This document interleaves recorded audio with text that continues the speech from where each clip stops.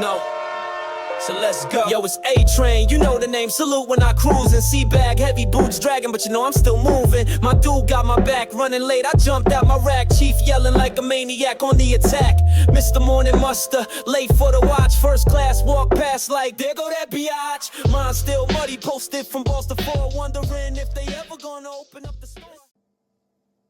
Okay, I went from making 68, 69 to 98, 99 because of what they said over there at JOBS program, what the instructor told me a week before, and then what I heard from my father. That's right. That's right. That's right. Never failed another test again. Now, I'm not going to sit here and say all the scores was 98s now. No, there were certain times when I made like a 78, 82, 84, or whatever. But I was passing. I was leaving the class like everybody else, didn't have to go to remedial studies. Huge accomplishment. Because now, everybody that was in that JOBS program, I can't say the same thing. Because some of them didn't last 2 week 3. They was dropping like flies. 1 gone, 2 gone, 3 gone, 4 gone. You know, so it was tough. It was tough back in those days. Okay? But me and my boy, we was in there together, in it to win it. We was study partners. We would laugh and joke, we'd eat, we'd study, we'd talk about it while we're eating. You know, we literally became gas turbine systems, mechanicals, technicians together. Okay? So I had to pass 4 consecutive tests, 80 and above, before I could be considered for my clothing shit. Okay? But I was authorized to go and enjoy the weekend, okay, because I was passing now. All right? Now, so here's the thing right here, ladies and gentlemen. It really doesn't matter what era it is, what time it is. Racism still exists. It occurs in the military more than what people believe, okay? Now, this part is going to be a little touching, but this is what really pissed me off right here. I'm in my whites. I'm in my dress whites. I'm 21, so I can drink. But I didn't want to go to the base club. Okay, so one of the things about the base club at that particular time, I don't know how it is today. Up there, you pretty much was judged. Okay, so if I'm an E2, even though that I'm 21 and I'm drinking alcohol and everybody else is around me is under 21 and they're drinking sodas or whatever, everybody looking at you funny. Okay, so I'm old enough to drink, but rank-wise, I'm not able to enjoy, okay? Because I was just an E2 at the time, E2 or E3, okay? So they judge you bad, okay?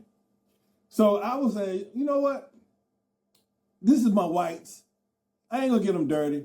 I'm gonna go off base to the bar right down the street and have me a drink, okay? And then I'm gonna come back, go back in and do my thing, okay? Obviously, you can also get kicked out if you get drunk in public and stuff like that. So it wasn't like I was going out there to have 18 drinks and stuff like that. Just wanted to drink. And then I was going to just hang out, walk around a little bit, walk around North Chicago and see what they got around the local area because I didn't have transportation, and then go back to the on base and just hang out on base. That was the game plan. I walked through the turnstile and I proceeded to walk down the street. I got probably 15 feet from the turnstile and this car drive past. And it's a car full of Caucasians. I just say it that way. It's a car full of Caucasians.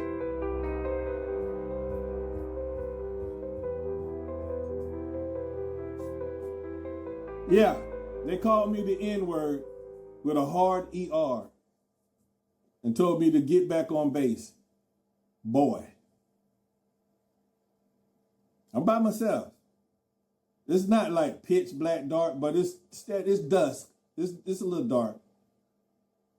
When I heard that, now I'm serving the country. I'm in my uniform. I'm defending the freedom and use the derogatory slang, the N-word with a hard ER at the end, directed towards me. Not saying that I thought that things were going to be different. It just caught me a little off guard. It shocked me. I'm like, wow. Don't matter, huh?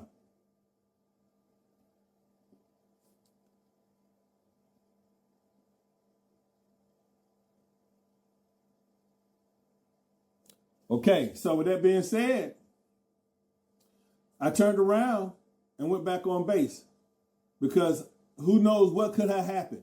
I'm by myself. They could have circled back around and caught me somewhere somewhere isolated and done whatever they were going to try to do. I mean, now I was going to fight back. Now, don't get it twisted. But it was a car full. So I went back on base. I was very agitated, very upset. Okay? Told my man what happened. That's why he was my guy. Let's go back out there. He's putting on his shoe. Come on, let's go. Let's go back out there. I'm like, nah, man, let's just leave it alone. Don't worry about it. He said, nah, man, do you remember what they look like? I said, I remember what the car looked like. He said, okay, well, if they on base, let's try to see what see if we can't find them. Have my back. Chicago. I said, okay. So, we put on his clothes, we walked the base. we walked the base for about 45 minutes. Okay, we didn't find them. Okay, so we went back, all right, man, let's just focus on, studying. But now that occurred, 8 weeks in. Hard ER. Never found them. We ended up, we started just chilling on the base, going to the base club and stuff like that. As time went on, we started, progressing in the class. So instead of being in the bottom tier of the class, now that classroom at that time, our class had about 30 people. Like I told you, people were dropping out week 5, week 7, week 8, week 12. So people were dropping, left and right. Some people just even raised their hand and said, look, this is too hard for me. I need to get out. Okay. But me and Boston, we had that in the back of our minds, and we used to remind each other, this class is supposed to be too tough for us. Remember that?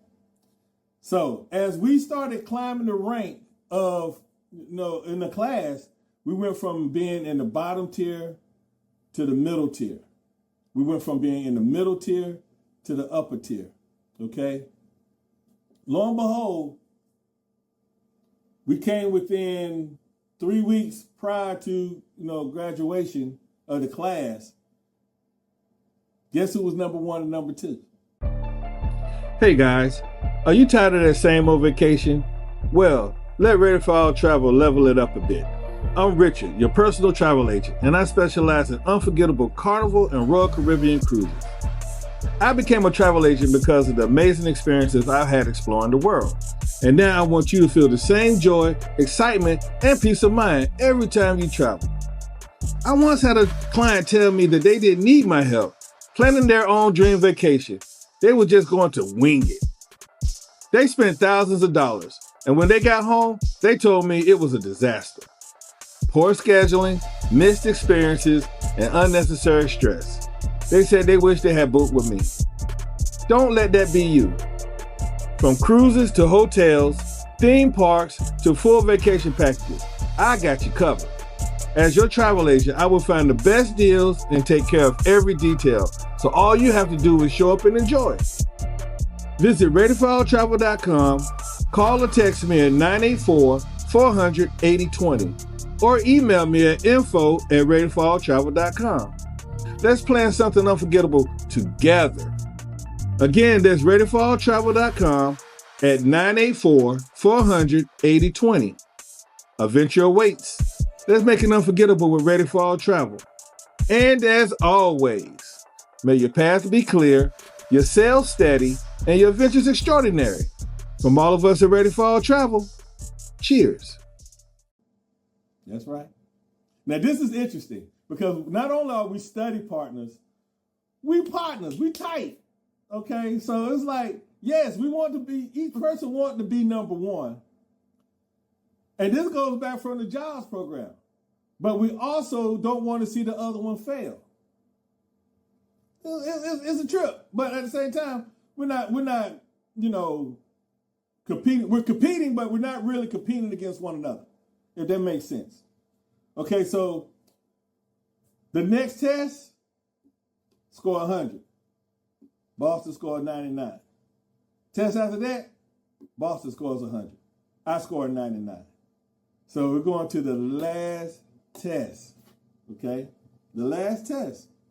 Our GPA is about the same, by the way. We take the last test, we dap each other up, may the best person win. We get in there, and we both scored a 99. Couldn't make it up. We both scored a 99.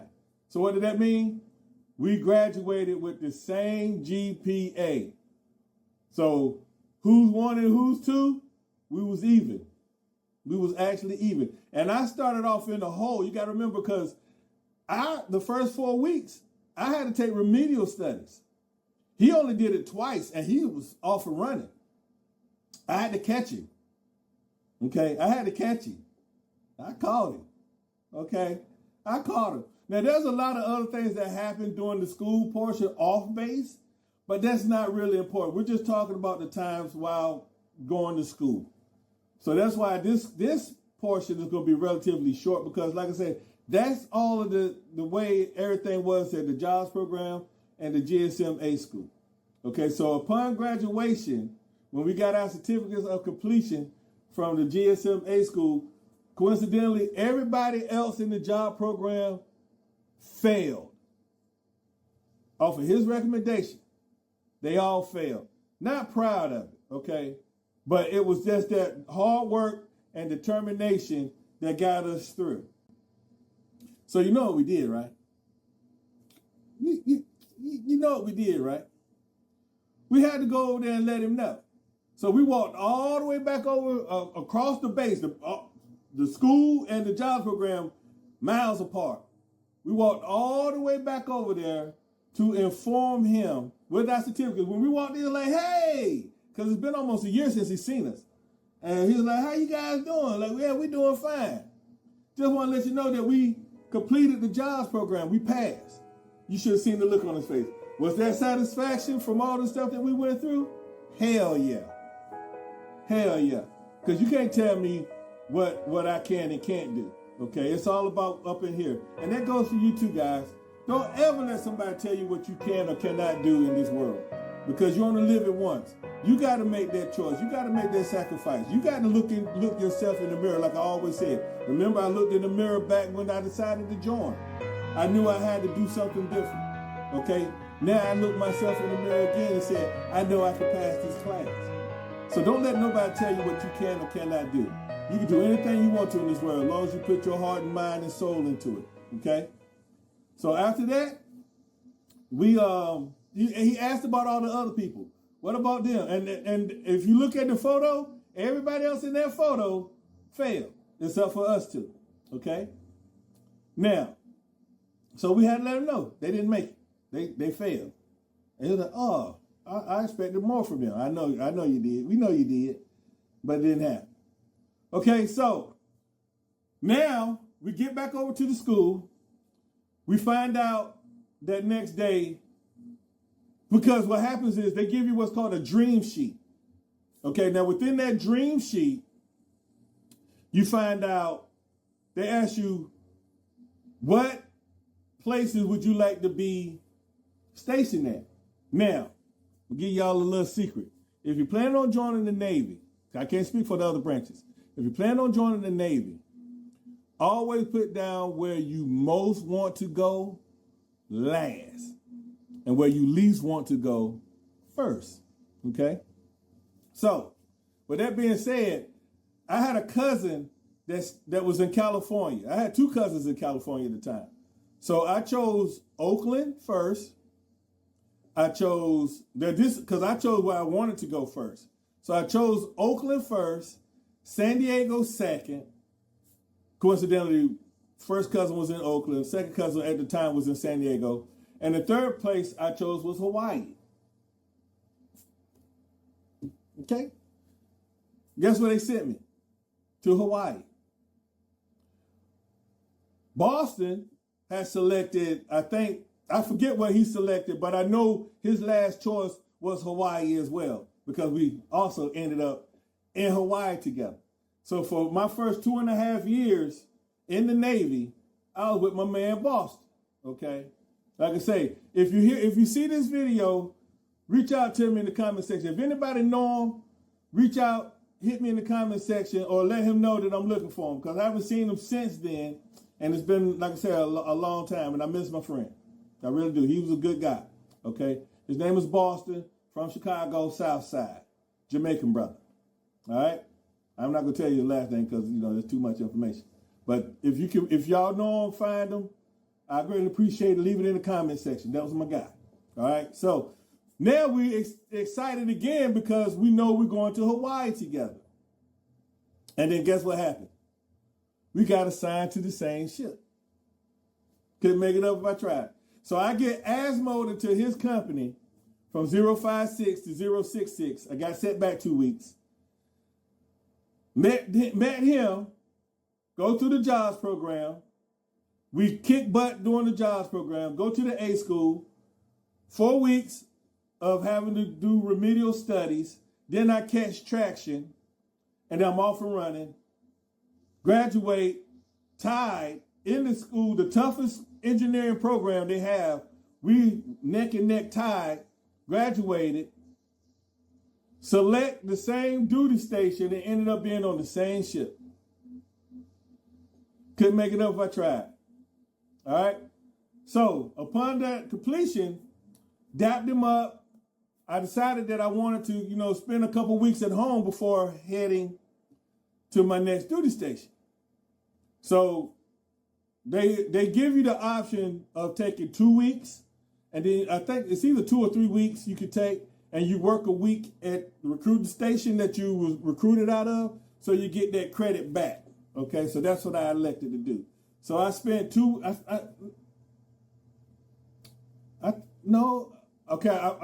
I may be wrong. Like I said, it was a long time ago. I think it was 30 days that I took, and I got 7 days back because I worked for my recruiter for those 7 days.